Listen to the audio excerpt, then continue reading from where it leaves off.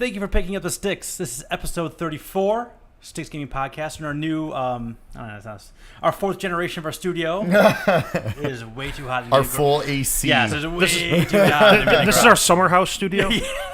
So I might even have to turn the AC down a little bit. It's our warm already. There's a lot of beef in here. Of course, it's getting warm. Yeah.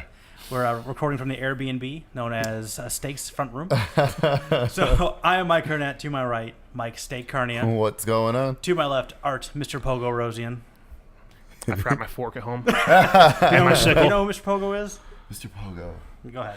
So, in Japan, years ago, like in high school, me and him and his brother used to be far down the wrestling rabbit hole. Okay. So in Japan, they do these like extreme death matches where it's like the ropes are barbed wire and they have boards with explosives and fluorescent bulbs and shit on them. And That's phenomenal. There's stuff on fire they get thrown into, and there's this wrestler named Mr. Pogo, and who has like no wrestling skill whatsoever. But he would always have like a fork he would stab people with. He had a sickle he would cut people with, and he would spit fireballs. Yeah. And there was used to be a game. There's a newer one coming out soon, called Fire Pro Wrestling. Oh yeah, where it had like all these awesome. like all these wrestlers. It was basically like NCAA football, where like it had the likenesses. You just had to change the names. Yeah. Oh okay. And he was one of the guys in there, and it was you could sickle people and fork people, and that guy actually died recently. Oh really? Oh, Yeah. that's surprising. Oh, Mr. Pogo. Sorry. Rest in peace, Pour Mr. one out. Pogo. This podcast brought to you by Not Your Father's Mountain Ale. If you're wondering what neon, ecto cooler we're drinking right now, it is so Not good. Your Father's Mountain Ale, which It's is really good. so good. Don't they do like a beta for that? It's going right Early now. access. Yeah, it's going on right I now. may or may not have got that already. Nice, We're nice. going to talk about that in a minute. I briefly, I haven't played much. Speaking of, Steak, what you playing? So I have been playing. I got the Kingdom Hearts 1.5 and 2.5 on PS4 recently. So that's before. This is everything before 2.8. Before 2.8, after 352 divided by 2, and then okay. That's all included. Yeah, all those numbers. So I decided. That's not even a joke. That's 176. Yeah. Sorry, I was trying to do the math.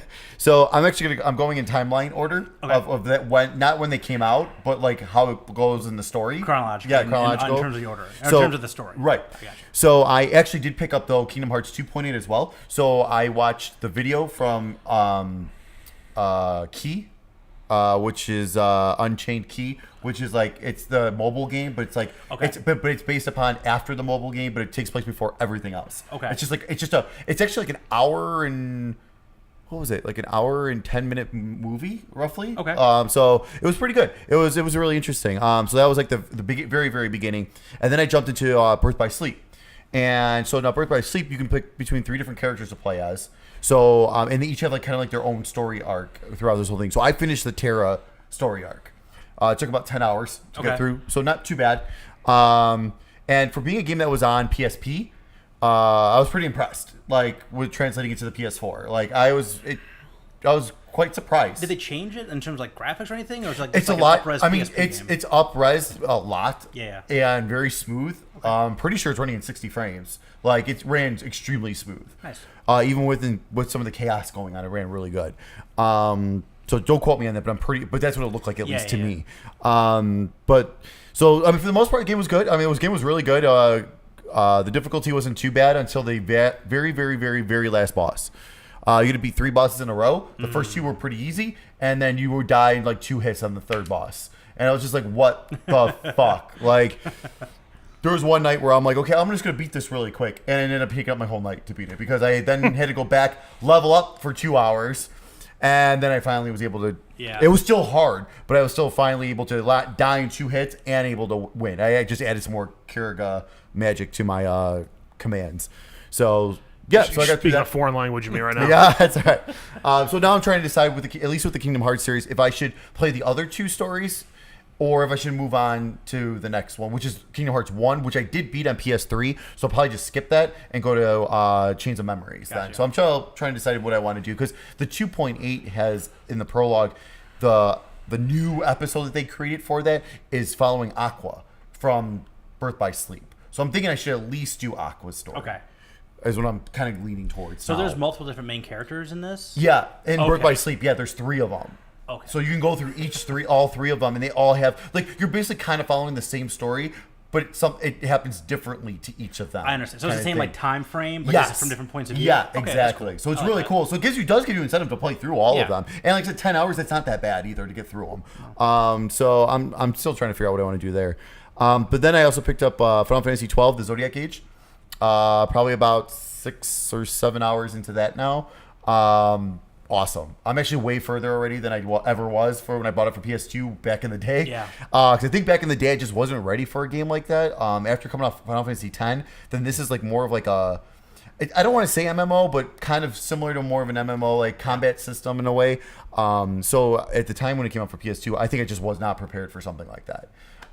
So now that I know what it is and going into it, I'm really enjoying it. So I can't wait to really start digging into that. Then finally, Splatoon 2 for the Switch. So much fun. Yeah. So much fun. I am not a multiplayer person at all. But I guess the nice thing is about the fact that with Nintendo, you can only do voice chat with your own friends, is that I don't have to use voice chat. So I just through a convoluted set of steps and oh, wires. yeah, and all that squid. too, which is such a hassle to begin with. Yeah, if I even wanted to do that. But if I just feel like I'm playing against computer players essentially then. Even though I am playing against other people around the world, it feels more okay, I'm just doing these battles. I have no idea that I'm playing against other people. And I think that's kind of what's helping me is the fact that I'm not. It doesn't feel like it's PvP in a way. Right. Have you done the other modes? Have you done the story at all? Have you done the salmon run at all? The salmon run's co-op only. Okay. So I have not done that yet because it's co-op only. Yeah. Can't you just each take a Joy-Con and? I don't think you can do split screen. I think that you can't do split screen. I remember someone saying that because I guess the game is locked to 60 frames per second, right? And you were very particular about that being that way. So yep. I guess if you had the split screen, it doesn't work out that way, so they didn't have that. Yeah, so you just even though that would be a perfect split screen game. Oh yeah, absolutely.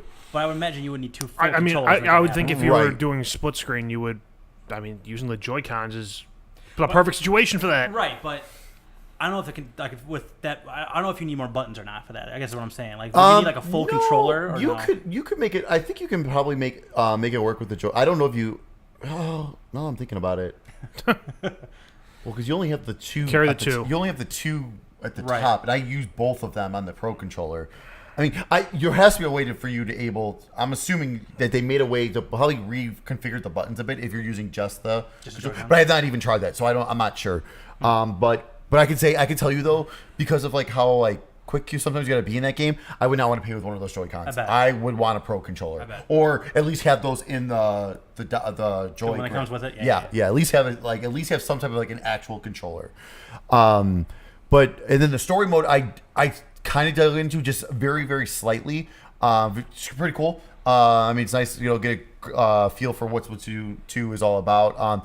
But that's something I'm going to save, so I can play on my lunch breaks at work, since the majority of the game is multiplayer online. I can't do that at work. So, gotcha. So on my lunch breaks, this way I can go through the story then. Nice. So I'm going to kind of hold off on that. But I think I'm up to level 5 or 6. That was all Friday night. I just would not finally hit a point where I was like, okay, you know what? I think I hit level 6. I'm like, all right, I'm good. Okay, I need to stop because I did want to go jump back into Final Fantasy for a little bit Friday night. But yeah, it's so much fun, and I can't wait to jump right back into it. Good. Yep. And then my special game that I'll talk about later. Art, what'd you play? Some things. Hey. First time in a couple weeks. So let's see. I've been trying to go in order here, just so I remember all of them. Potty training simulator. Yeah, it's not a simulator. That's the ultimate game. It's right real, there. and I might as well be in war. It's mad real. I'm trying to avoid splash damage everywhere. So let's see. Played Friday the 13th when I streamed a couple weeks ago. Oh yeah, a couple weeks ago. Played some more. That game. I think that's one of those ones where to really enjoy it, you need to have people you're actually willing to talk to or want to talk to. I think because when I was streaming, I got they've fixed the matchmaking in it, so that's good. I was able to get every time I played, I was able to get into a match within a minute.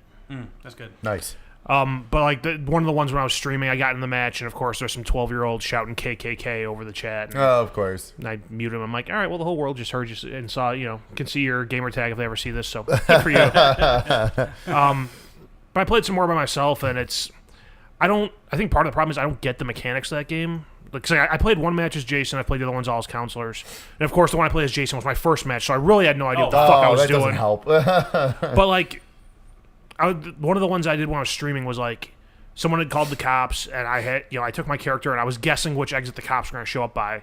So I went over there and I just kind of like crouched in the woods and just kind of chilled. But somehow Jason still found me right away and killed me. And I mean, I was crouched and not moving, so I don't know how I'm setting off any kind of signal where the hell I am. Well, he's got like that vision he can use, which like kind of like it like makes your characters glow. I think it's like one of the specials. Yeah, I know what you're talking about, but it like the way he got me wasn't that. 'Cause it was like okay. he teleported to my spot because the screen went all staticky. Sure, and right. The next thing I know, I'm being grabbed and choked to death. Oh, okay. It might have just been happenstance too. Like he might have just like teleported to the area where the exit would have been and checked it out. But I've done, because I'm like, okay, that character doesn't have a good stealth rating, so maybe that was part of the problem. So I tried a stealthy character, and the same thing. So similar thing happened where I was just kind of like crouch walking where you're not supposed to be making noise, and the fucking guy appears out of nowhere and kills me. So, that game's definitely not worth $40. I've been waiting for a price drop as well because I'm interested in playing it, but I could.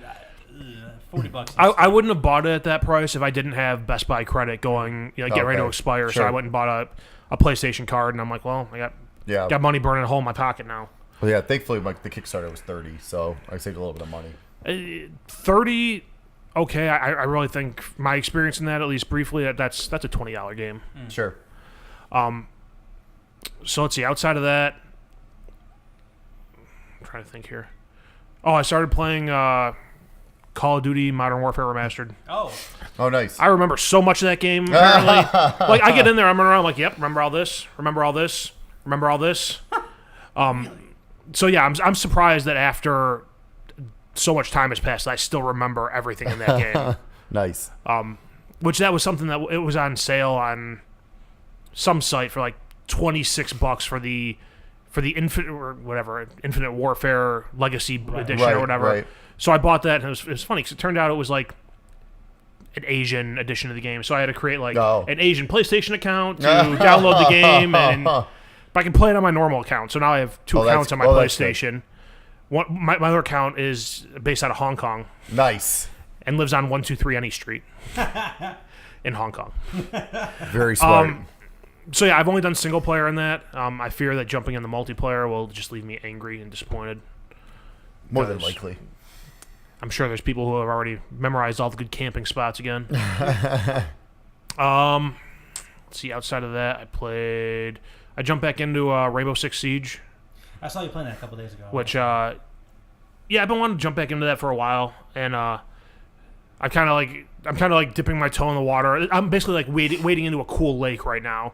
It's like put my toe in the water, do some single player stuff at first, then like I'm like knee deep now. I'm doing like the terrorist hunt on the easiest difficulty, and that game's still fun. I think it's my general multiplayer problem where it's better when you're playing with people you know. Of course. I went through Team Kill Hell last night, where I was playing one game and the guy on my team, like they showed the kill cam, like he pulled his pistol out, pointed at my head, and shot me. And like at that point, like I reported him, I just quit the game. I'm like I'm done for a while.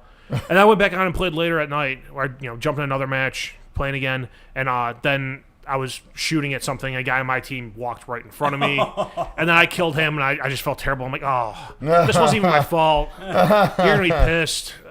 I think I quit again then too. I had to get news together and stuff for this, so it was fine. But yeah, I was like, there's.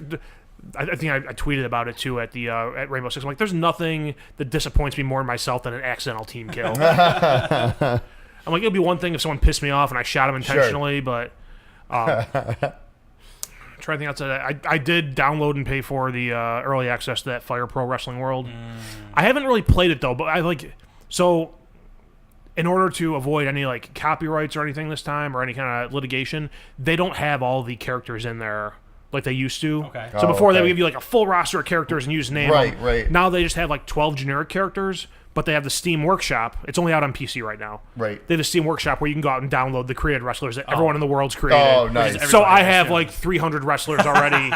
That's awesome. And they're all like 90s and 80s wrestlers and some some awesome. MMA guys. So, like, really, I've just been like watching. Like, I'll throw 2 guys in a match and just watch it and see what hell unfolds. And my favorite thing to do is like take and do like the gruesome fighting, which is basically like UFC fighting, and put like just random guys in there and see who wins. Yeah. And yeah, so I wasted some nights doing that. Outside of that, I think that's all I've played, which is a lot for me. That's pretty good. More than 2? Yeah, that's pretty good. I got a few. So wait, one other thing. Oh. So I downloaded the Destiny 2 beta. Oh, cool. Well, at least one of us did, I guess. Yeah, I've been meaning to. And last night I was like, I'm like, all right, you know what? It was after I got team killed in Rainbow Six. I'm like, fuck this. I'm going to go do something else. So I went to go boot up the Destiny 2 beta. I start the game up, and it pulls up the screen. Destiny 2, now downloading your game data. 11 gigabytes. I'm like, fuck you. I'm out. You want to know how you get me not to play your beta? Have me download 11 gigs after I've already downloaded the game overnight and planned ahead. Fuck that. That's dumb. So I will not be playing Destiny 2 in any way, shape, or form, it looks like. All right. Fair enough. Well, get your Destiny 2 cover somewhere else, because I'm not playing it either. So. All right, so a few different things. I did put a little more time into Zelda. I tried mainlining it, like I said I was going to last time. Yeah. And I got into a point where it's like, I don't really think I can. Because it's like Are your levels not high enough or something? I'm not sure my levels being high enough, but I don't have like a main quest with a defined destination yet. Well, right now. Like I just finished one thing. I got the 12 pictures. I need to find like the 12 locations, whatever it is. Sure. So I need to like find those locations before I can do like more. That's just side stuff. I thought that was like main, but No. my main quest right now There's is one that you have to do, and then then that continues the story. The rest of them are like the side stuff. Like so, as you're exploring, you can find these different spots. I have 3 I main. think I only have like 2 or 3 myself. I have 3 right now. main quests right now. Okay. One of them is that one. Yeah. Another one is kill Ganon, which I'm not ready Well, for. no, that was gonna be Get to it. Let's go. And you want to mainline it? That's how you mainline it. And then the 4 divine beasts. Yeah. So I'm supposed to be going into one of the divine beasts Yes. right now. Okay. Yes. You're supposed to be making your way towards one of those. Okay, well, I just had that. Yep. So that being said, like I'm still trying to get that. I'm still trying to get into the flow of that game. My recommendation is go to the elephant. Wait, is that in the north, south, east, or west? I want to Is that say a drug north. or? I gotta double check the map, but I want to say Okay. northeast. I think. Oh, that's kind of where I'm at right now. So I that works. think it's northeast. That I'll cat, double get check. away from that goddamn camera. Yeah, we'll be right now. Hey, cat. Welcome to the the good old days. Got the cats back here again. That's right. See, he's fine. He's fine. He's checking calling it out. Anyway, so yeah, so I'm about to go do that. I feel like I'm still not leveled up a ton, so I don't know if I need to kind of like wander around and fight some guys. Hit up the shrines, man. Yeah. The shrines is what you got to do because every 4 shrines, then you can turn it in for either more Sanima or more hearts. Right. So I recommend. How many hearts do you have right now? I've gotten 2 extra ones. So I think 2 it's extra 5. ones. 5. I would recommend. And how much have you been upgrading your Sanima at all? No, not at all. Oh no, I've only got like 8. I've only found like 8 shrines so far. I recommend hunting some shrines. hunting shrines down. Get your Sanima up, so this way you can run and all that and climb. Because like as you're going to go towards the divine beast areas, sure you can walk around. Sometimes it's a lot easier just to climb a mountain for a little bit, and then you can just go right on the other side of it. It's going all the way around. That's it. kind of Which it helps save time. Yeah. So for that very first time, when you had to take that picture, so I was going up that bridge. You have to go to get that very first picture you get, and there's this big guy, and I can't fight him off. So I'm like, all right, fuck this. It's a mountain. I'm going to go on the other end of it. Yeah. So I find my way around the other end of the mountain. Right before I can get to where I need to be, there's this huge guy sleeping there. Just sleeping. I think I know what you're talking about. He's just this huge dude just sleeping there. Stab him in the face. But I see around his neck, he has like 3, which look like really awesome weapons. So I'm like, well, I have the magnetism thing, right? Maybe I can just like magnetize the weapens off of him Sure. and keep going. So I tried doing that, and I woke him up immediately. Yeah. And he was not happy. No. Let's test this out. Go to sleep. I'm gonna say yank on your collar. I just rip off. It was around like the sharp part of an axe. I figured just cut it off, and I was wrong. So I ended up being like it was like a Benny Hill skit. So I kept I was like running in circles and just dropping bombs. So he's like I just kept running in circles and dropping bombs and blowing them up and shooting arrows in the eye. And that's the best way. At some point, he ends up covering up his face. So I'm like, and that's when you go in for the sword attacks to his legs. Going for the groin shot. I finished it. It was a really long fight. 'Cause it was really ridiculous. You play boxing games and they cover the face. You go to the body. So you had to take that guy down to get progress. So I finally got him taken out, and I went on the mountain and got to where I needed to be to take that picture. But nice. Yeah, this thing I didn't really know where to go next. I didn't feel like I was having trouble with like the mid-range guys on my current level. Like I can't imagine even going after like one of the main points. So the main thing too is like with that is like it's more so getting the heart so you don't die after one hit. Right. The stamina helps to run away if you need to or run around and stuff. But then like it's just a matter of just finding the stronger weapons. Right. I mean that's pretty much what it comes down to. Yeah, and the more areas like you dig into, the stronger the weapons that you'll find and stuff. So I need to do some digging. Cause I do a lot of climbing and kind of like walking around and hiding from people and stuff like that. So I need to start like actually getting some fighting going and using the get ready. Just better. Be prepared to die, because I've died many times. Kind of how I go through life. Yeah. What else I played? Oh, I played. Have you guys heard of a game called The Bunker? No. It is a live action game, like one of those old like full motion video games from back in the day. Okay. You are in a bunker, but it's like a shelter. It's like a shelter from it's like a fallout shelter from like World War II type of a deal. Like so like something's happened in the world around you, so you've had to take shelter in the bunker. And now this is years later. Like I was a kid when we first got in the bunker, and now I'm an adult. And pretty much everyone has died. The last two people alive are me and my mom. And in the first couple of scenes, your mom dies, and you're there by yourself, doing the normal routine of like checking the radiation levels, checking the oxygen levels, checking the food, doing all that stuff, but you're all by yourself. And at one point, you go through the process, everything goes haywire, and you need to like basically. And the last thing your mom says, like, just stay, do your job, do the routine, stay in your room, you'll be fine. And then, but when everything starts going haywire, you have to go down to the lower levels to find out what's going on, pull these levers, change these switches, change these filters, whatever. And you kind of think like, and while you're kind of doing that, you're having different flashbacks of things that happened when you were a kid.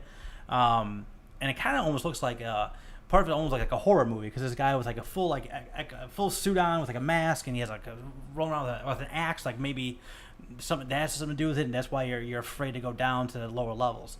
But the problem, okay, so that's the premise of the game, right? It's very simple in terms of like you move the mouse cursor over to this thing, you press this, it opens the door, it does this, you move this, whatever. It's very, very simple in that terms, but when you're doing the flashbacks, like you're having flashbacks of things that you weren't there for. So like it'd be like me having your flashback. So like, the story makes no sense. Like it's complete and utter nonsense. Like you're in another part of the bunker, and I'm seeing what you're doing in a flashback when I'm in this part of the bunker. Go away. So like story-wise, it doesn't make a goddamn bit of sense, right? And then you kind of, it's only 2 hours long. And I was like at an hour and 10, 15 minute mark. I was like, this is bad. Like this is just bad, but I'm so close. And I was like, all right, I want to see what happens when you get through to the end of the world here, right? So I don't know. So I'm trying to figure out exactly what's going on, and I get to the point where it's just like, all right, very end of the game, you get an option to leave or stay. I was like, I want to leave. I want to see what happens. So you leave, you open the door, the screen turns white, and that's the end of the game. I'm like, I didn't even get the payoff I wanted. I got nothing I wanted out of that. You didn't listen to your mother. But the mother's a problem. I'm gonna spoil the bunker for everybody and save you all 2 hours of your life. So you're over here. Someone who is managing the food is like, we only have like 7 months of food left here. So what your mother puts like a poison together, has you, the kid, put it on a radiator to basically heat it up and boil it and like spread whatever it is throughout the whole complex, killing everybody but you two guys. Okay. So that guy you see with the axe and like the full suit is someone trying to break down a door to get to safety. He's not killing everybody. Like it was my fault and my mother's fault why everyone died. Yeah. Yeah, that's the bunker, and like, it has some really weird portions. Like you break your arm at one point and it gets really in there and gross, and you gotta push your bone back in. And it's nice. It's not good. But like it's acted poorly. Like this story doesn't make any sense. It's not. So you're saying there's a reason I never heard of this before you mentioned it? Yeah, it's not. I mean, here's the thing. I like those old like live action games from back in the day. Like I remember playing this game called In the First Degree. It was you were a lawyer, and you were doing a trial for someone who who was on trial for stealing some paintings, if I remember right, and murdering somebody along the way. So he had to like do these into different interviews and find out pieces of information and prove that A, they stole the paintings, and B, they killed this person. Right. And it was all from, and I actually enjoyed the game a lot. So I was kind of hoping this would be something similar to that, but it's just poorly executed on all fronts. Gotcha. I also played Dear Esther. I played that to completion as well. My idea I told you guys before I got my Switch was to kind of knock out a bunch of old short games. Right. So I've gotten back into that. Nice. So Dear Esther is a game I think it came out 08, something like that. It's like a Half-Life 2 mod where you're walking around this island and they're telling you a story. Yeah. And it's like a very early, maybe one of the first couple walking simulator adventure type games where you're walking around getting a story. You can definitely see games like Everybody's Gone to the Rapture was inspired by this thing. But that being said, it's being one of the first ones. It is very, very barely a game because you are literally you don't interact with anything. Sure. You are just walking through these environments. When you get to a certain point on the path, they give you more of the story in terms of like a narrator. So there is the story is interesting. It's kind of telling three different intertwining stories. You're trying to figure out what's going on with the island you're on and kind of who you are and who the narrator is and who this third party is. I mean, it's interesting enough. It's like an hour and a half. Okay. And it was super short. Again, I kind of felt like I had to look up a wiki afterwards, make sure I don't know if this is what I was supposed to see or whatever, or did I miss something? Because a lot of the story is just like you see some stuff on the wall, they tell you a little stuff on the narrator stuff. You walk by a weird candlelit scene, and you're trying to make heads and tails of the whole thing. Some of the locations are gorgeous though. Like you at one point you go like into the island and there's just like geodes and rock formations and all this stuff all over the place. That was just, which was really pretty to go through. But like again, like this is if you are really diehard, like you like that walking simulator thing, this is probably for you. And if you want to kind of see where the genre is, like how it started and where we're at now with games like What Remains of Ethan something. No, What Remains of Edith Finch. Edith and Finch. then The Vanishing of Ethan Carter. You kind of get an idea of where that came from there to now. So it was interesting to kind of go through. I played a little more Evil Within. I got through the next couple chapters. Nice. That game is pretty good. Yeah. It's not great. It's pretty good. What I do like about it is the mix it does on the survival horror genre, where I mean, you're not really fighting zombies. You're fighting like humanoid monsters. I guess is the best way to put it. Because the very first guy I saw, very first time I had a gun, I landed up a perfect headshot, blew the guy's half his head off, and he was still coming at me. So you cannot destroy the brain. So it's like, but it's like literally like half his face, like it was like full on just gone, and he was still coming at me. Aim for the junk. I at that point is like I think there are. I'm assuming the head did better. Like did do some significant damage though, because I shot him one more time and he went down. Like a couple of other guys, I was like, well, if the head damage doesn't do anything, I'll just go for center mass. Right. And I had to put like 4 or 5 rounds in them before they go down. That being said, 4 or 5 rounds is like at a premium for those type of guys. So what you really try to do is you try to figure out ways to stealth kill them. So you can like throw a bottle and put a knife in the back of their head and that kills them, things like that. But after you down them, you get matches and you have to burn the bodies or they will come back. So if you're like exploring an area and you don't burn them, like, they're gonna come back. Or if you see some corpses on the ground and you're not sure like are they fully dead or not, you have to burn them. But you also have a finite amount of matches too. Sure. So like there was one point where like I burned a body in the ground and he just burned and that was it. And then I get a little bit further down this little like countryside path. And there's 2 of them there, and I light one, and both of them go up, and they both like just jump up and start freaking out. They're running around and yelling. I was like, "Oh man, I'm glad I got those guys because they would have come back and got me for sure." I haven't gotten any of the bosses yet or anything like that. They haven't really just explained a ton of the story. I'm just kind of just walking through this outdoor path so far. And it was a really interesting thing too, where if you find a mirror, the mirror is like your mirror zaps you to your safe room. So you can you basically go into the mirror, you come out the other end in the safe room, you can save there, you can upgrade your abilities and weapons and things like that there, and you go back into the mirror to go back where you were before. So it's definitely playing by its own rules. I mean, it has like the normal like horror tropes and things like that you see and everything where things just pop out at you but there's a lot of weird things going on. Like there's a lighthouse in the distance where it seems like that is changing the normal people into these monsters for some other reason. So there's a lot going on in this game that I still have no idea what's going on. But the gameplay is fun. I talked about the camera last time. The camera can be a little troublesome. It can get in the way, or it can be not like it's. I had some times where I had to do that thing where, all right, I see something on the ground, and I need to do like the back and forth and turn around and back and forth to get it like lined up so I can pick up the item so it lights up. Okay. So like that's a little troublesome. But I mean, the game story and like the promise keeps me going. Lastly, and I'll stop talking, is the Sexy Brutale, which I did the stream for. Thank you for joining me. Put about an hour-ish into it. I played about another 20 minutes after I stopped the stream. It is super interesting how it all plays out and how it all works. The way the time jumps forward and backwards in terms of how you're supposed to figure out how to stop the murder that's happening in front of you. But what I didn't understand was, so I at the very first one, I stopped the murder, sets back the time again. So it's basically all these murders are happening in the same like time frame, kind of. Okay. So, or throughout this one day.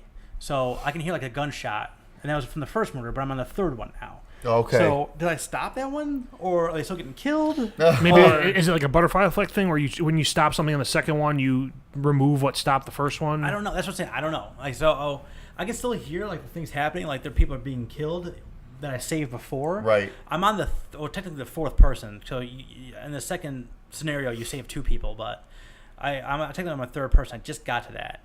But there's a very interesting thing where it's like there's a lot of you got to use a lot of your senses. Like you got to look through peepholes. You got to use your ears to find where people are walking around, and it's very interesting to go back and forth and try to figure out what you need to do to solve the murder. It's very but it's like the same level of like adventure game as you would find in something like Monkey Island or something like that, where it's just like you need to find this bullet over here to put the fake bullet inside this gun, and then then I gotta make sure I turn this TV on so the person can see his wife being attacked, so he can run away from where he is. Like it's the puzzle solving is logical, but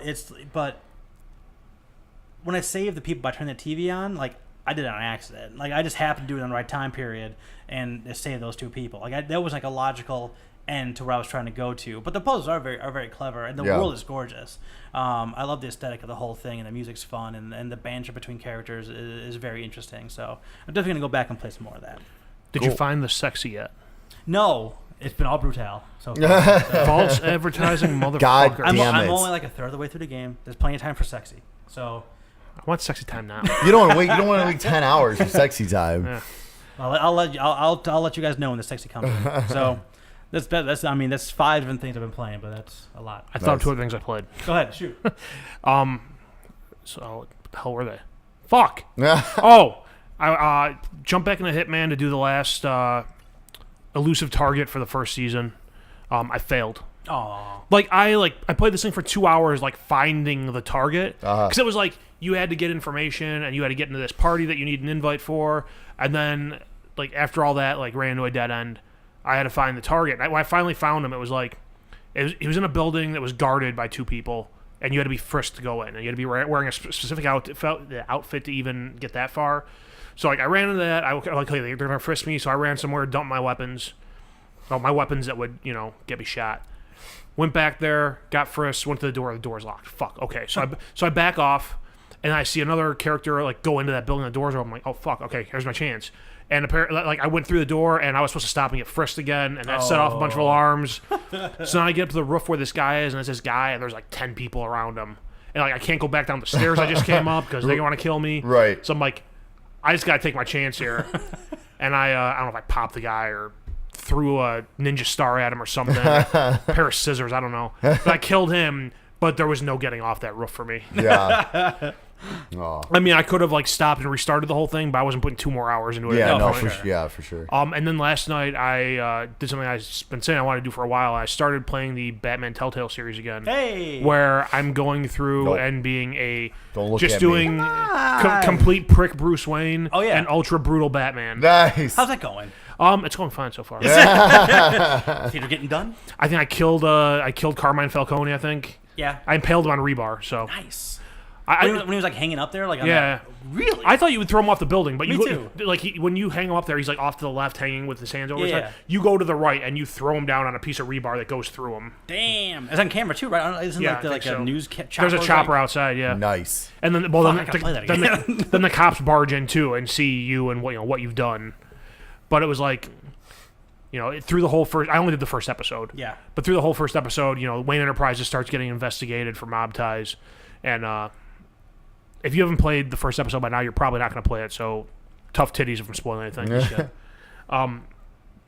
So like, I got to the point where where there were things that weren't just a strict like dickhead or good guy answer.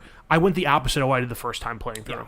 So like when you get to the point where you have the you decrypt the drive and you have the evidence, you can give it to Vicky Vale or Commissioner Gordon. I gave it to Commissioner Gordon this time, and no, you give it to him on a bridge and you're talking to him, and there comes a dialogue, and it's like, well, like you can choose like, well, now you owe me one, and I'm like, all right, you owe me one now, and he's like, I can't oversee, I can't do anything about the investigation into your family, like I can't be bought or something. I'm like, well, every man has his price.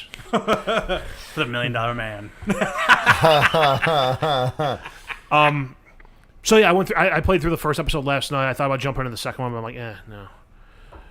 It was like 2 a.m. at that point. It wasn't like I didn't want to do it. It was like I need to get to bed at some point. For sure. So yeah, those are the other 2 things I'm Nice. playing. Cool. Good stuff. Steak. What's coming out next couple of weeks? Danganronpa, another episode. Ultra Despair Girls for the PC, July 27th. Metopia for the 3DS, July 28th. Hey, Pikmin for the 3DS, July 28th. The Long Dark for PS4, Xbox One, and PC, August 1st. I'd be really interested to see what 3DS sales are looking like at this point as far as software. I think it depends on the games. I mean, like I think Metroid's going to sell like crazy when that comes out in September for 3DS. I mean, they have like a massive install base right now. Well, yeah, and that's why they're still putting games out. Yeah. This isn't your normal Pikmin game either. This is kind of more of like a side scroller type thing. This is Hey Pikmin. Yeah. Hey. Yeah. So I don't know if it's going to sell as well because it's not like if it was like a traditional Pikmin game, it might have sold, but I don't know how much it will. That in particular was why I was asking it, just the fact that we keep getting more and more 3DS games. Yeah. I know they're doing it because they have that install base already, which is massive. I think this is going to be the final year. And it's funny because Nintendo's like they just abandoned their consoles after a while, or abandoned their systems after a while. Like everything from like the GameCube on was like a barren wasteland for the last 2 years of its life. Right, but they just 3DS released is still being supported. Yeah, because they just released that new 2DS. Oh, the new 2DS, yeah. So well, I think part of it too is that they have the massive 3DS install base, and they're still having shortages of Switch. Right. I think once they get to a point where Switches are on store shelves, that's when you might see the for 3DS. I have not seen one since I bought one, by the way, for the record. So maybe I saw a bunch at Best Buy on Friday. It's passed on to him. You have the magic touch now. Well, that's because I was going to pick up my Splatoon 2. Yeah, and they got a bunch in because of the new big game release. So all the companies were holding it for Friday. That makes sense. Yep. Where was I? Oh, yeah. Tacoma. Coming out for Xbox One and PC, August 2nd. A PS4? That's timed exclusive.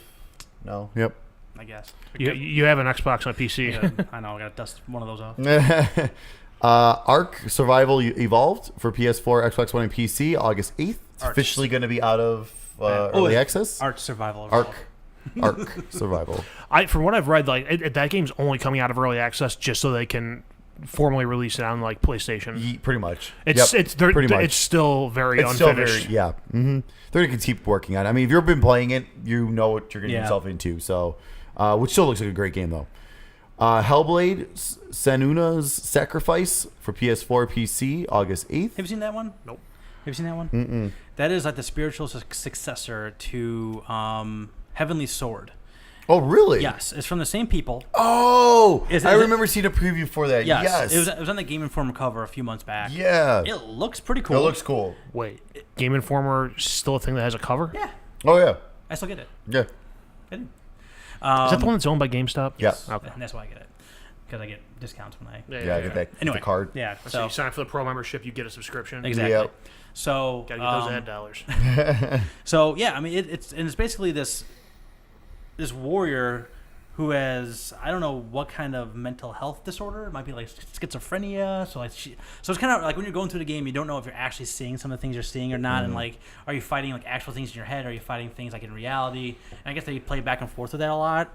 It gives only $30, I think, to come out. So like, I don't know what it's going to be in the long run, but a lot of stuff, it looks pretty. I can tell you that much. The concept is interesting. Yeah. The pedigree is interesting, but I don't know if the game's going to be any good. Well, see, I remember seeing a preview for that. It looked gorgeous. Yeah. So we'll see. Hopefully it'll be at least decent. Lawbreakers is coming out for PS4 and PC August 8th. It's Cliffy B's new game. That's what I thought it was. That looks kind of interesting, actually. Could be a lot of fun. And then Mega Man Legacy Collection 2 for PS4, Xbox One, and PC August 8th. Yep, that's Mega Man 7, 8, 9, and 10. And it's only $20. Okay. Yeah, really cheap.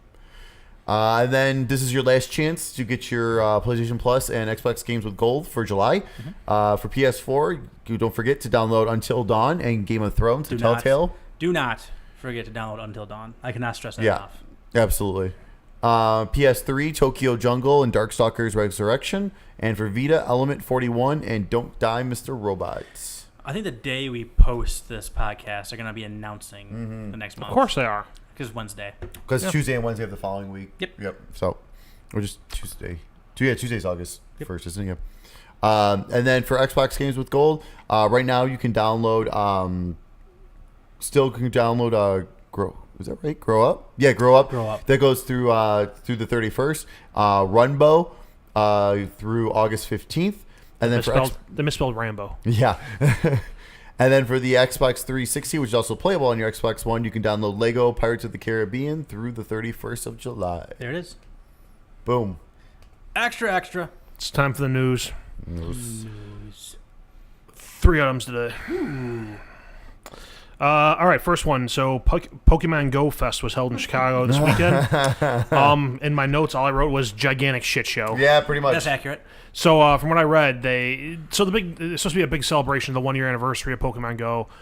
They were, having everyone get together in Grant Park in Chicago, and they were supposed to unleash one of the legendary Pokemon. Yep. And it was supposed to be something where the people who were there would be playing to capture that legendary Pokemon, and everyone else around the world will be playing to give them more time to capture it. Right.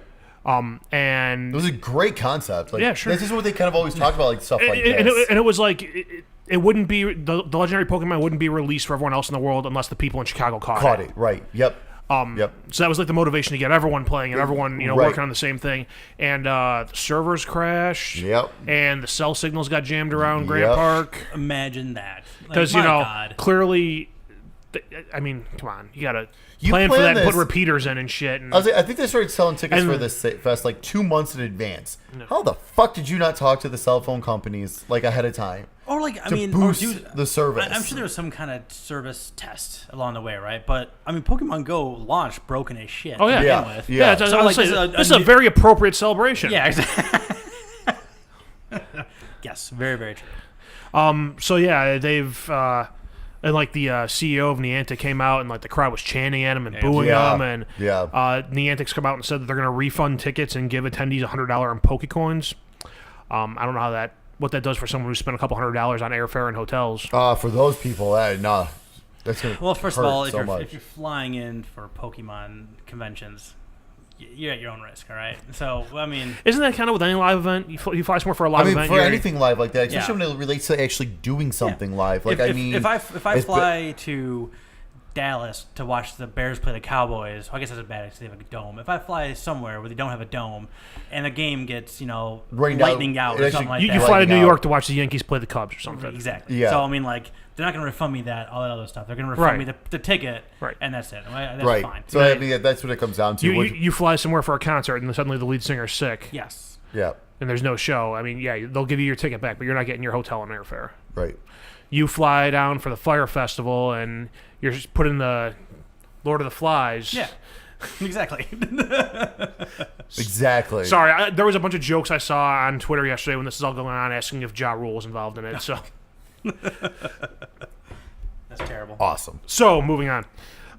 Next news item. Telltale's announced their next 3 games. Woo! Mike's pumped. Woo! Steak is not as pumped. Meh. Art's not pumped. Woo! So the 3 games. They announced the second season of Batman, which is Batman: The Enemy Within. Which is coming out. First episode releases August 8th. Oh my god! Which is, 3 weeks away? Yes, I cannot believe it's happening so quickly. And they're using the Riddler, who is someone I think is always criminally underused in the Batman universe. I am so excited about that. You know what would be really great, though? If they fixed the first one before even releasing the second one. It was fine for me. That'd be great. That'd be fucking great. That'd be really nice. If they could fix the fucking first episode before they release the second one, that'd be great.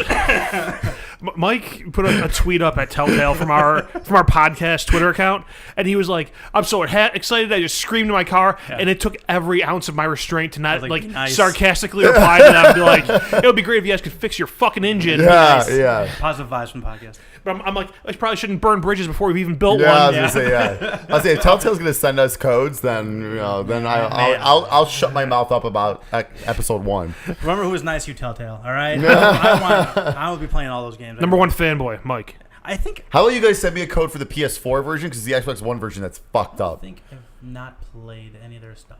Game of Thrones. I have it though. I haven't played it yet. I was gonna download it. Well, I bought Guardians of the Galaxy. It was on sale recently. I bought Season 3 of Walking Dead recently because it was on sale. You went through Tales of the Borderlands, right? Oh yeah. Yeah, because I'm on episode. That's a fantastic 2? game. Yeah. I think I finished episode 2 of that, so I think I'm on episode 3. Nice. But yeah, like you were saying, the fact that they're doing the Riddler is awesome.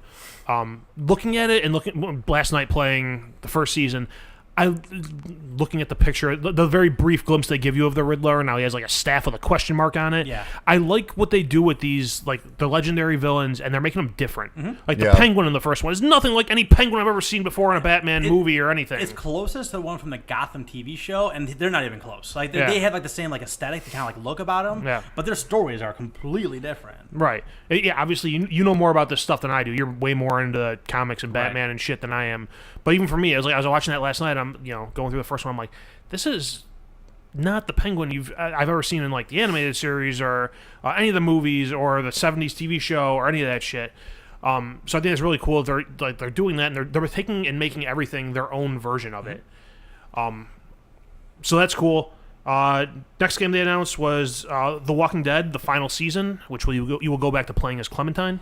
That's very self-aware of them, I think. Because they probably got a lot of feedback of people not happy about not playing as Clementine. Yes, I mean, but not only just like the whole playing as Clementine thing, but like wrapping it up. Mm-hmm. You know, like having, because I don't know if you talked about it in this podcast or not before, but like TV shows always get better when they set an end date. Even like 3 seasons later or wherever it is, like it is inherently better because they have a premium on their time and they have to get like the importance of out there. We have all these plot points we need to get in here. Yes. In this amount of time. Yeah. So like saying this is the last one of the Walking Dead series is huge because that's kind of a monumental series over the last decade now. In terms of like the landscape of how games are made and how they're looked at, and I mean that was what put Telltale on the map. Yeah, 100%.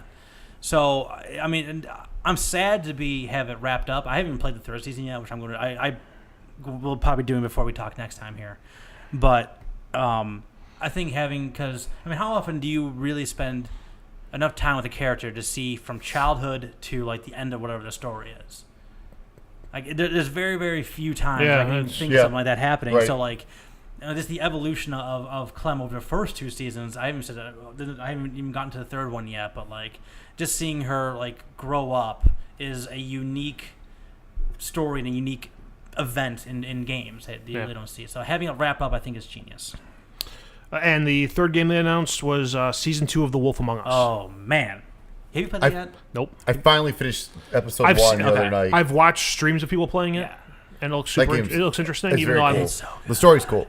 I mean, the whole like neon aesthetic, like the whole like music, and it's like the whole like, man, it's so good, and it got me into the Fables books. So I've read the first 2 of those now too, just right after playing the game. Yeah. Man, that game was really really good. I'm so happy to see it coming back.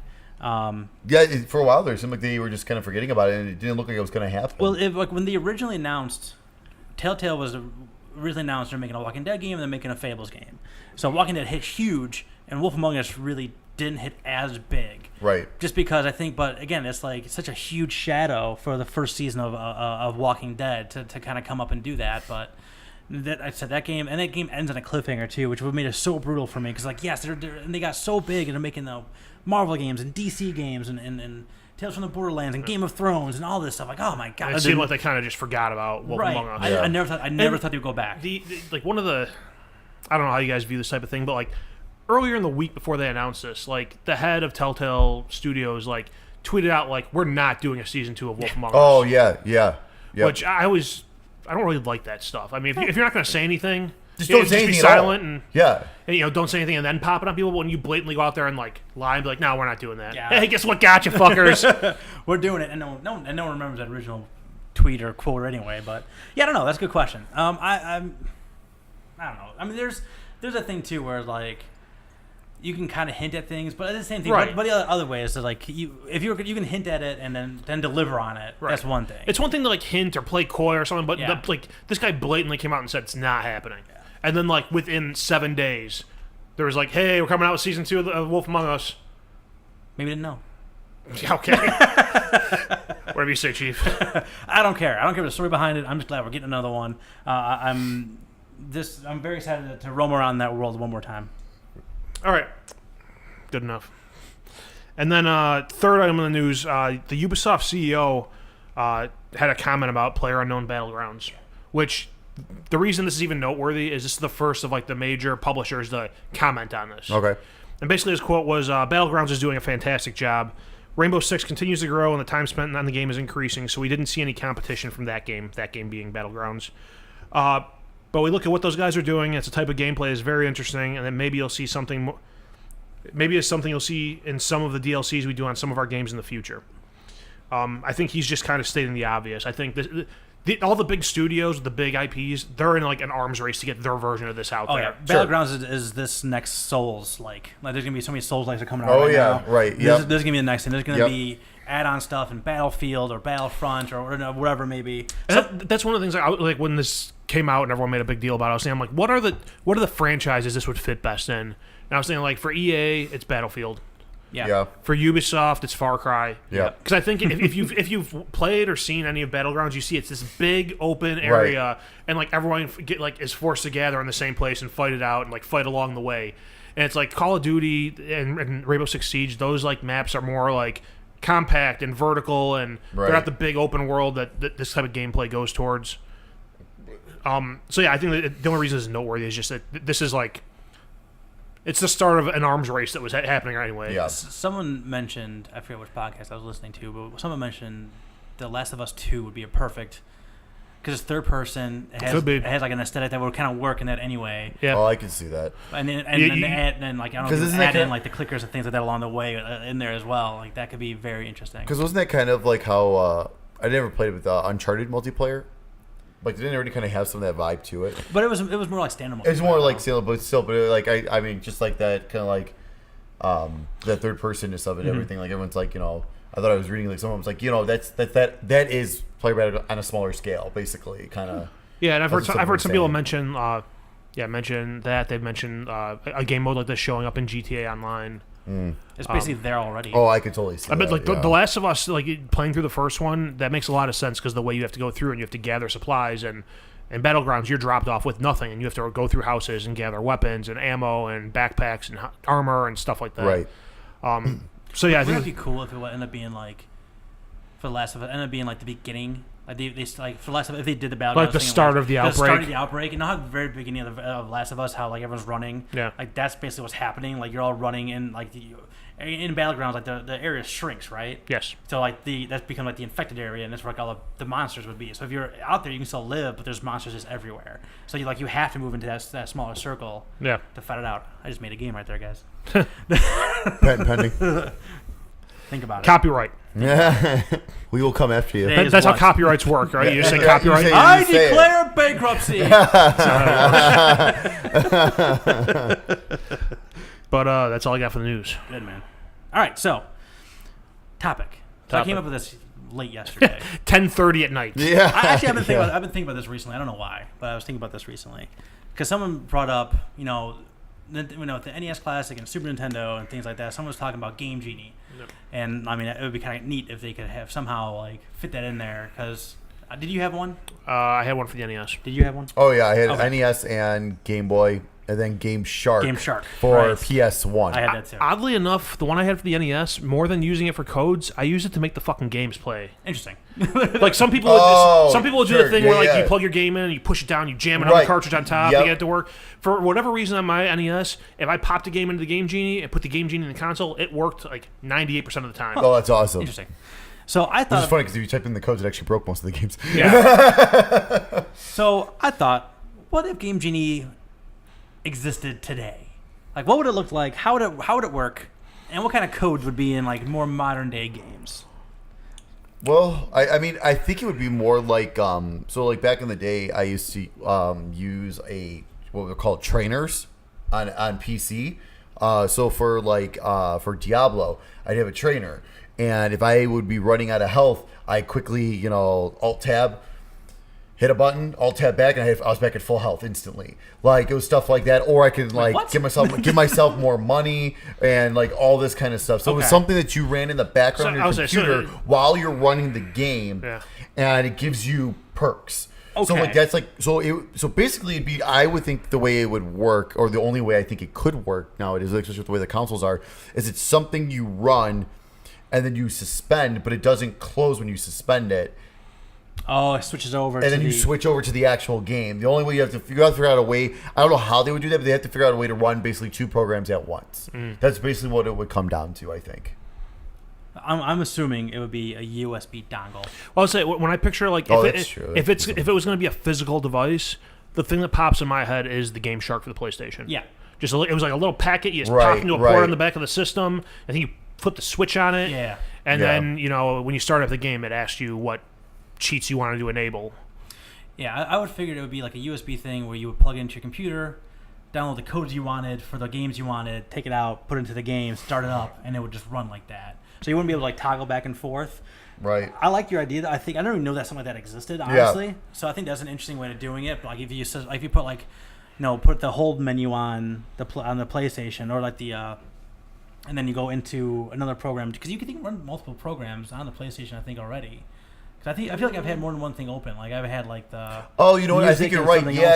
As long as it's not like another game, right? I think you're able to like have a couple things going. But I don't know how they would like interact with each other. You guys are the computer people, not me. That's the thing. There would be a lot of code to go into that. And I was just say too, if you're talking about doing it that way, I almost think you'd have to, because the way the old Game Genies worked is always it intercepted the data between the cartridge and the system, right? And it modified that data, and that's how the cheats worked. Like you would actually have to do it now. I think you'd have to have, if it was anything other than like a controller mod of some kind. Yeah, you'd have to have sign off by like Sony and Microsoft to run it on Xbox or PlayStation, right? Because to get it to interact with their software, I don't know of a way to do that without. And that's mentioned too. I think a part of the problem with that too would be viruses. Mm-hmm. Like I think that'd be very easy to create those. And at that point, you're talking about hacking the system. Then we're talking about security issues and all that kind of stuff because you're hacking into like the code and. Right. I think that's why realistically it'll probably never make a comeback. But I'm living in a fantasy world right now. Oh no, absolutely, no, absolutely. But I think those are the limitations of why we couldn't have it today, though. Yeah, I mean, I don't know. I think it'd be interesting. A lot of these games nowadays, though, too, if you think about it, games are a lot easier than they used to be for the most part. They are. And you die, you go back to the last checkpoint. Right, exactly. You die 3 times, you start the game over. Yeah, exactly. So back then, for me, I always used just the unlimited lives. That's for a lot of the games. That's what I used just so I can get through the fucking game because they were so goddamn hard. One of my favorite ones was using the Game Shark on the original PlayStation and playing Resident Evil with a missile launcher the whole time. That was the best. So the very first zombie that turns his head, boom. Oh, hey dog. Yeah. By the way, I didn't say this, but in The Evil Within, the very first time you come across one of those monsters, it is a straight up rip off of the very first Resident Evil zombie. You just turn his head, he's eating a guy, and you just turn his head and you blow him away. So it is exactly just like that. I think too, if they end up doing this in modern days, it would completely just break everything. And God forbid if you take it online or anything else either. If you're playing GTA 5 and do GTA Online with a Game Genie, whatever it is on there. It would just ruin everything. Yeah, it would wreck every part of this game. Yep. That being said, so here's I guess my. Now we've established this is not feasible in any way, shape, or form in the modern day. Here's what I think Here's how I think it would go. So now I talked about Zelda earlier. For Breath of the Wild, Game Genie cheats, unbreakable weapons. I think it would be absolutely no brainer. Oh God, yeah. Infinite arrows. Because I had plenty of arrows, so I fought that gigantic guy. Oh yeah. And I didn't have any. And then no heat or cold effects. So you had to make stews or special tunics. Yep. Whatever it is, so I can just wander wherever I want without having to do any kind of prepreparation. I'd buy that. Yeah, exactly. See? Just for that game alone, I'd buy that. Yeah, thinking back on games I played recently, I'd some of even the old stuff still pops in mind. Unlimited currency or money or whatever it is. Unlock all weapons from the start. punching a code, drop a tank in the middle of the map. There's a lot of goofy stuff too. I remember with like it would change like the speed of the game too. One of the puzzle games would like really slow it down. I forget which one it was though. But I mean, there's all kinds of madness that they I mean, you would like when you. I remember like you would put the Game Genie in, and then you would have like a booklet that would give you all the different codes of all the ones you want to turn on and off. And sometimes it didn't work. I had the Game Boy Game Genie. It came with a booklet that popped into the back of it. I still have it at home. It pops into the back onto the back of the Game Genie. Yeah. The code book's like this big. It's like this thick. Like an inch by an inch. And it's like this big though. Like, so you're like, if you're reading the codes, you gotta get like a magnifying glass just to read the fucking code and type it in. Oh, it's crazy. Well, but it's got like every single Game Boy game in there possible, pretty much. How did the Game Shark at least at the time that it came out. So how did the Game Shark work? You just turn the system on and it was that was it? more fidgety than the Game Genie. I thought it, like, if I recall correctly, like it was hooked up to the system. There was a switch on the top, so you turn the Game Shark on or off. Yeah. And then when you booted the system up, I think it went into the Game Shark menu and you toggled cheats on or off. Yeah. Okay. That's exactly what it was. Because you had a disc though that you first. So it was you plugged it into the PlayStation, the Game Shark, and then I never had the Game Shark. I just borrowed your guys. Yeah, that's right. So you plugged it. So you put the Game Shark into the memory card slot. Okay. And then you put the disc in, and then you activate what game you're going to play and what codes you're going to use, and then it says, okay, remove the disc and put on the new. So then when you closed it down, it loaded up the game with the everything after going the Game Shark stuff. Okay. Yep. So that's what I'm saying. Like that's how. So that's kind of a similar situation of how I think would work on modern day systems too. Just you wouldn't need like a dongle necessarily. That's interesting. Because it would be a digital download for that program. Interesting. I don't know if it would mess with saves and things like that. Like we can just like download a save they have. It would have like everything done and unlocked. Oh yeah, I think they had kind of some. There was. I remember that too. Before, yeah. I remember having like a thing that you would hook it into your computer, and it was like a PS2 memory card slot. Oh yeah. And I would put it in there. I would download a save, and they have like all the new rosters for whatever it was. Yep. NFL, 2K, whatever. Yep. 2K3. 2K5 lasted for many, many years. Yes. And hell, I don't even know. They might still be working with the new modern day. They might, man. About rosters and stuff. Everyone still loves that game. Yeah, other ones I thought would be modern day ones. Any Souls-like game with infinite health, just so you make it playable for like the normal humans. I do that in a heartbeat, just to fucking actually play those games. I don't know how this would work, and I don't know the ramifications of this, but Madden, FIFA, and NHL individual codes for Ultimate Team cards. So you like put the code in, and you would have like the gold Wayne Gretzky version of the NHL Ultimate Team. So you just have like all those on there. But do you take those teams online? Like I don't know how that works. You do. They would never allow that to happen because of that, and also they want you to spend the microtransactions on buying packs and stuff. So they would block that in a heartbeat. Yeah. Last, I put Phantom Pain undetectable by enemies.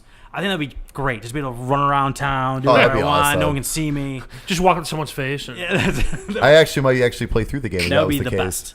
Yeah, Phantom Pain is one of my current generation. Disappointments? No, not disappointment. I like the game a lot, but that's one of mine. I was like, right before I went on my spirit journey with the gecko, I was like trying to get through it, and it was just so much game I couldn't do it. So I got like 50% some way through it. At some point, I'll never get back to it. I know I won't, but at this point too, I have no idea how to play it. Right. And I was so in tune. Like when I was like, man, I'll get this. The whole complex would just be asleep, before I even walk in there. Yeah. You know what I mean? Right. I was like you just mentioned, like I wouldn't even know how to play the game plugin. That's something that holding me back from playing Horizon right now. Ooh. I'm halfway through that game and I haven't played it in months. Ooh. You should really jump back in. It's really good. Yeah, I plan on it. That's what I'm afraid. Like when I do eventually jump back into Neo.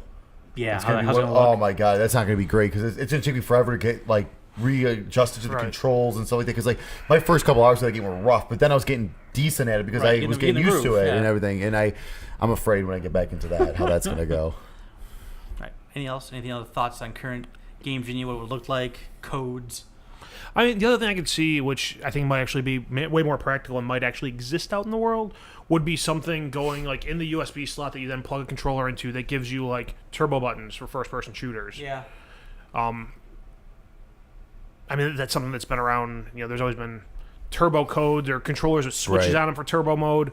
I mean, that might be as close as we get to something like that in this day and age, and that's something that will get you banned online. Exactly. I was just gonna say, yeah, you're gonna get banned if they find you're using this stuff. But also too with all the MLG stuff. I mean, like there's no way they would. There's games are way more competitive now. Like you actually make money off games and stuff like that. Like I don't think that's why another reason why it's like that'd be really tough. Yeah, I mean, the modding is as close as we get to this nowadays, right? Yeah. So like when right. someone throws, Macho Man Randy Savage in Skyrim, it's like get this goofy shit like that. Like that's Suddenly you have a game I'm interested in. It's a thing. They turned all the dragons into Macho Man. Do you play as a Slim Jim? I don't know. You should. No, you probably never mind. You probably play the way those things are modded. You probably play as like Hatsune Miku or some shit like that. As you're running around with Zelda's sword, fighting Macho Man. That sounds phenomenal. I play that game. So I think really what it comes down to is that the internet age has completely killed this idea, right? Like there's just no way this would ever happen. Much, yeah. With the way gaming landscape is. Because even look like the GTA. Like I haven't tried with GTA 5 at all, but like do they still have, like remember like how you used to just input codes and like stuff would drop in and stuff like that? Do they still have those? Because I don't even know games that do that anymore. I think you can, but then like it completely wrecks some kind of rating you have in the game. Okay. You can't I'm 99% sure you can in GTA 5. Okay. But like, you really don't see that though. I think you usually codes it all. No. I think you might be able to in single player, but I think if you do, I think it stops tracking like challenges and trophies. Okay. Oh yeah, it's like it does something where it's like you are like, no longer playing this game. It turns everything off. You can't save with anything you do Gotcha. here. Okay. All right. Very good. Well, that's all I got. Any final thoughts on possible 2017 Game Genie, Game Shark? No. When did that stuff stop? Did GameCube have that?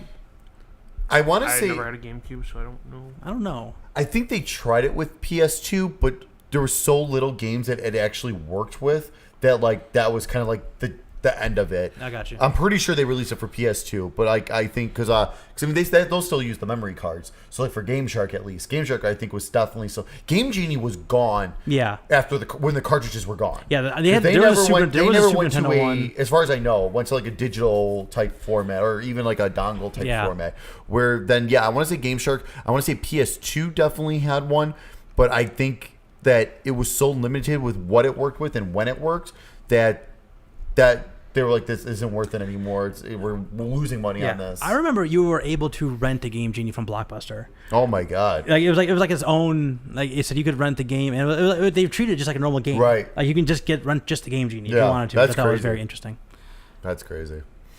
That's all I got. So this is now our time. This is usually our time for my gift to you, but now we switched it up for this round. It's my gift to me.